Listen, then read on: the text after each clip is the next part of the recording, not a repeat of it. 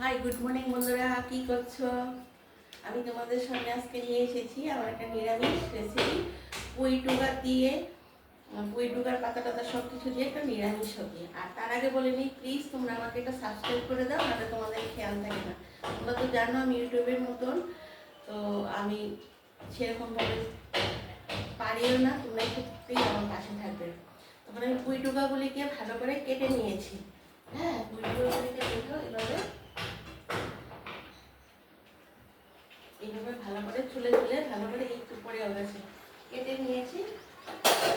কেটে নেওয়ার পর ভালো করে অনেকক্ষণ ভিজিয়ে রেখে দিয়েছি, তাহলে টুকা টুকা যাইতে এগুলোর উপর দিয়ে পাতাটাকেও ভালো করে কেটে শাক পাতার মতো কেটে ভালো করে ভিজিয়ে রেখে দিয়েছি। তারপর এগুলির সঙ্গে মূলো, আলু, বেগুন, কুমড়ো, তারপরে মটরশুঁটিও দিয়েছি, তারপর ঝিঙ্গে, কুমড়ো, বেগুন, আলু তো বললাম, এই কারকল, সব এগুলি দিয়েছি।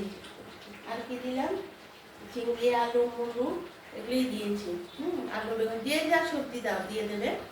দিয়ে তারপর তেলটা যখন গরম হয়েছে, সাদা তেল খাও লাল তেল খাও, তারপর আমি কালো জিরে ফোড়ন দিয়েছি। দিয়ে সব সবজিগুলি দিয়ে দিয়েছি। তারপর পরিমাণ মতো নুন, হলুদ দিয়েছি। যে যেটুকু তরকারি খাও সেই পরিমাণে নুন হলুদ দেবে।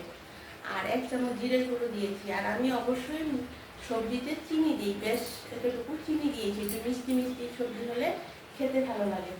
আর দিয়েছি কি, এখানে একটা সবজি মশলা আছে, এটা দিয়েছি। আর এটা যদি কারোর না থাকে না দিলেও হবে। তুমি আজকে আমি জিরে দিয়েছো, কালো জিরে ফোড়ন, কারণ পুঁইয়ের মধ্যে কালো জিরে ফোড়নটাই ভালো লাগে, অন্য ফোড়ন দিয়ে পুঁই শাক ভালো হয় না, পুঁই টুকার থাকে। আর এই সবজিটা এটা আমার কাছে ছিল বলে আমি 1 চামচ দিয়েছি। এটা যদি তোমাদের কাছে না থাকে কোনো ব্যাপার না, সেটাও টেস্টি হবে, কোনো এই সবজি মশলা দিতে হয় না, এটা ছিল বলে দিয়েছি। আর তারপর এটাকে সবজিটাকে ভালো করে ঢেকে একদম যেন সেদ্ধ হয়ে যায়। তারপর একদম যখন হয়ে যাবে সবজিটা তো জানোই কীরকম হবে, তখন আমি সেটা তোমাদেরকে নামিয়ে এখনই দেখাবো। তারপর ভালো করে কষিয়ে নেবে।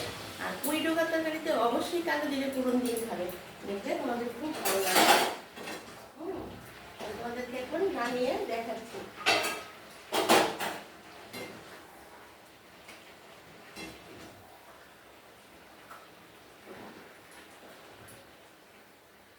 এই দেখো বন্ধুরা, আমার পুঁই টুকার তরকারি হয়ে গেছে। এটা গরম ভাতের সঙ্গে খেতে অসাধারণ লাগে খেতে।